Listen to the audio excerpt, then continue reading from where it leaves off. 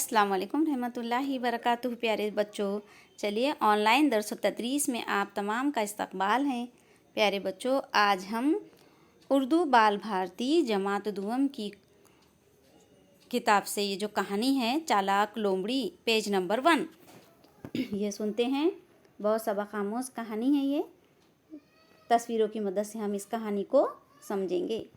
तो चलिए बच्चों, करते हैं शुरू। किसी कौवे को कहीं से रोटी का एक टुकड़ा मिल गया। वो इसे चोंच में दबाकर उड़ा और एक पेड़ की शाख पर जा बैठा। एक लोमड़ी की नज़र कौवे पर पड़ी। उसने सोचा कि ये टुकड़ा कौवे से किस तरह हासिल किया जाए। देखिए बच्चों, ये आपको यहाँ पर जो पहली तस्वीर नज़र आ रही है, इसमें देखो ये लोमड़ी एक रास्ते से गुजर रही है। तो एक पेड़ की शाख पर उसे यहाँ पर कौवा बैठा हुआ नज़र आया। उसकी चोंच में क्या उसे नज़र आया? रोटी का एक टुकड़ा। तो लोमड़ी ने क्या सोचा कि मैं अब ये किस तरह से इस टुकड़े को, रोटी के टुकड़े को हासिल करूं। तो देखिए अब आगे क्या हो रहा है। वो कौवे से बोली, मियाँ कौवे, तुम कितने खूबसूरत हो।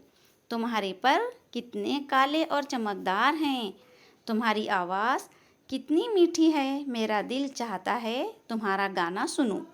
कौवा अपनी तारीफ सुनकर खुशी से फूल गया। देखिए यहाँ पर आपको दूसरी तस्वीर में, ये तस्वीर जो है दूसरी, इसमें आपको नज़र आ रहा है कि लोमड़ी कौवे की किस तरह से तारीफ़ कर रही है। वो कह रही है उससे कि तुम्हारी आवाज़ खूबसूरत है, तुम्हारे पर काले और चमकदार है, और तुम्हारी आवाज़ इतनी खूबसूरत है, और तुम्हारी मीठी आवाज़ से मैं गाना सुनना चाहती हूँ।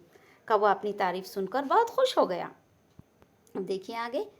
कौवे ने गाना गाने के लिए अपनी चोंच खोली ही थी कि रोटी का टुकड़ा नीचे जा गिरा।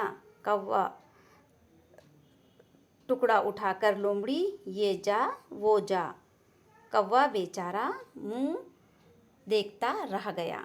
देखिए बच्चों, जैसे ही कौवे ने अपने गाने के लिए अपनी चोंच खोली तो उसके चोंच से वो रोटी का टुकड़ा नीचे गिरा, और उस रोटी के टुकड़े को जैसे ही नीचे गिरा, लोमड़ी ने अपने मुंह में दबाया और वो वहाँ से भाग खड़ी हुई। और कौवा जो था बेचारा, वो मुंह देखता ही रह गया। देखिए आखिरी तस्वीर में यहाँ पर हम देख रहे हैं। देखिए बच्चों, इस तस्वीर में कौवा किस तरह से शाख पर बैठकर लोमड़ी को देख रहा है, और लोमड़ी अपने मुंह में उस रोटी के टुकड़े को दबाकर भाग रही है। तो बच्चों, क्या बताया गया है इस कहानी में हमें कि खुश आमद से खुश होने वाले इसी तरह नुकसान उठाते हैं। तो प्यारे बच्चों, हमें भी इसी तरह से कभी कोई खुशामद कर रहा है, हमारी तारीफ़ कर रहा है, तो हमें उसकी बातों में नहीं आना चाहिए, नहीं तो हमें भी इस तरह से नुकसान उठाना पड़ सकता है ना प्यारे बच्चों। सबक आमोज़ कहानी। अल्लाह हाफिज़।